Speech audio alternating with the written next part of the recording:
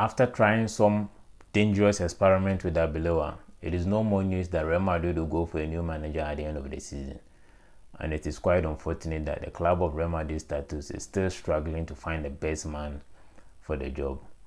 After Carlo Ancelotti, the announcement of Xabi Alonso came with some excitement. A young man coming from an unbeaten streak with Bayer Leverkusen in the Bundesliga, a club legend as a player. Everybody was excited that he was going to transform the team until things didn't go as planned. Mind you, Carlo Ancelotti didn't fail at Real Madrid. His second spell in the 2021 season to the end of his tenure, he won the Champions League and the La Liga.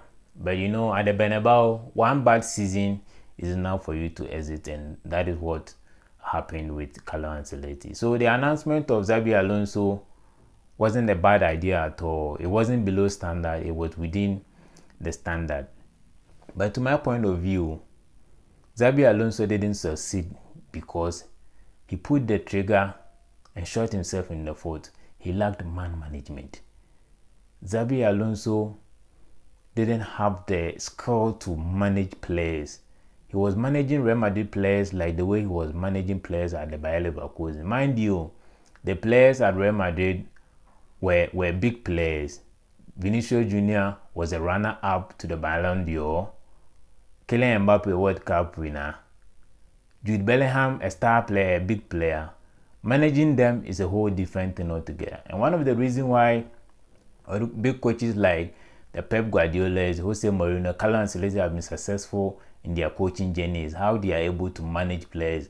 No matter how big or small you are, they will be able to accommodate you and manage you so that you also execute the way they want. That is simple as that. But Alonso didn't get any of it. You can't manage players like your kids. That's impossible. They are never going to execute the way you want them to execute, and that is what caused his job. And I know in his next job, he's definitely going to learn from what happened to him at Real Madrid. You don't handle big players like that. You don't handle them like you are handling academy players.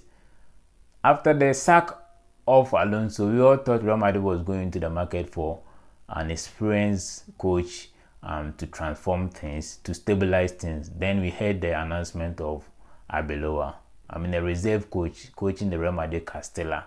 That was below standard. Nobody was expecting Arbeloa to do anything better. And of course, there's nothing to write home about with his record with Real Madrid. He's knocked out in the Copa del Rey, and he's knocked out in the Champions League quarterfinal as well by Bayern Munich. So definitely, he's never going to continue with Real Madrid in the coming season. So Real Madrid will definitely go to the transfer market to get an experienced manager to try and stabilize the situation, because going 2 seasons without the trophy, no La Liga, no Champions League, it is never in Real Madrid's DNA, because at Real Madrid there's no time for rebuilding, there's no time for restructuring, there's no time for transition.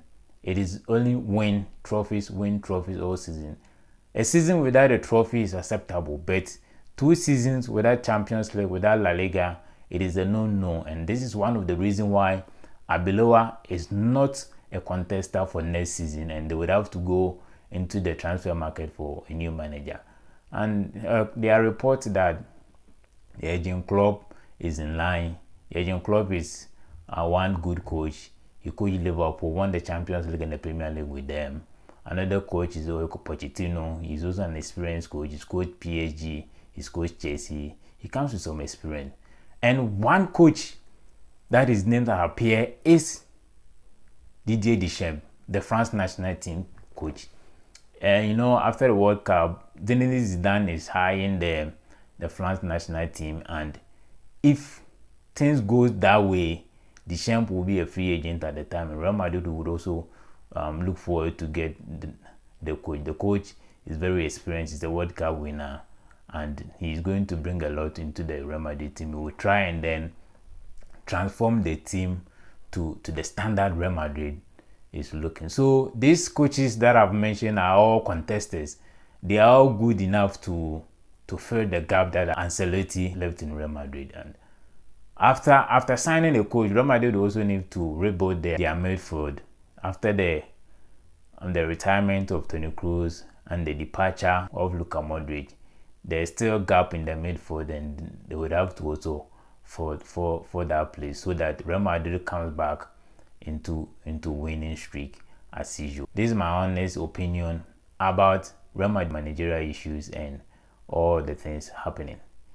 If you are new to this channel, please don't forget to subscribe and share. Thank you. Catch you up in the next video.